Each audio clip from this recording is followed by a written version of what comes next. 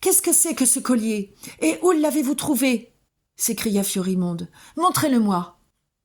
Mais Gervais, le tenant hors de sa portée, lui dit « J'aime mon collier plus que le vôtre, princesse, et croyez-moi, il n'y en a pas de pareil au monde. » « Pourquoi? Est-ce un collier de fée? Quel pouvoir a-t-il?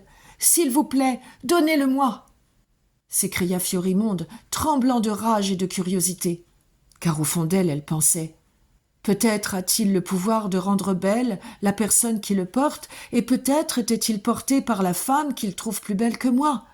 Voilà qui expliquerait tout. » « Allons, faisons un échange équitable, » dit Gervais. « Donnez-moi votre collier, et vous aurez le mien. Et quand il sera autour de votre cou, je pourrai vous dire sans mentir que vous êtes la plus belle femme au monde. Mais d'abord, je dois avoir votre collier. »« Prenez-le » cria la princesse exaspérée, et dans sa rage, elle saisit sans réfléchir son collier pour l'ôter de son cou. Mais à peine ses doigts se furent-ils refermés sur lui qu'il tomba au sol dans un bruit de perles qui s'entrechoquent.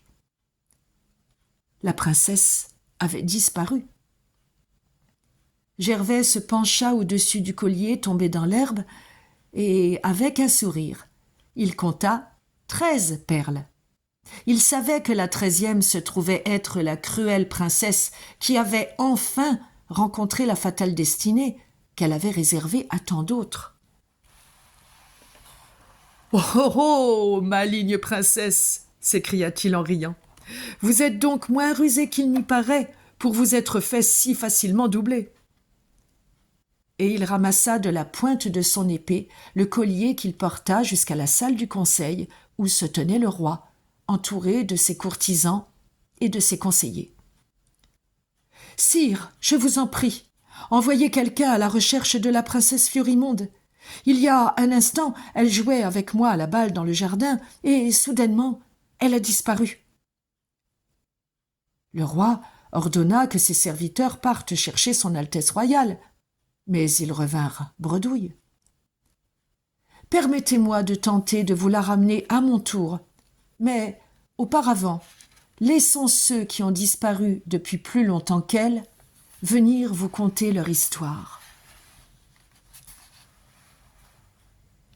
Et ce disant, Gervais laissa glisser le collier de son épée sur le sol, et tirant de son poitrail un poignard, il rompit la longue chaîne d'or sur laquelle les perles étaient enfilées. Au même moment, il y eut un bruit terrible, semblable à un roulement de tonnerre. « Maintenant, dit-il, regardez et voyez le roi Pierrot qui était perdu. » Il retira une perle du fil, et le roi Pierrot, dans ses habits royaux, son épée à son côté, se trouva debout devant eux. « Trahison !» s'écria-t-il. Mais avant qu'il ait pu en dire plus, Gervais avait retiré une autre perle, et le prince Hildebrand apparut. Après lui vinrent Adrian et Sigbert et Algar et Sandred et Faramond et Baldwin et Léofric et Raoul, et le dernier des princes, le cher Florestan. Tous dénoncèrent la princesse Fiorimonde et son immense cruauté.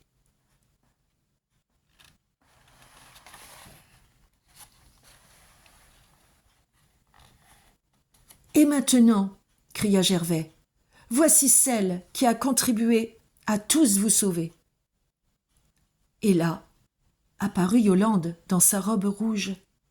En la voyant, Gervais jeta son poignard au sol, la prit dans ses bras et pleura de joie.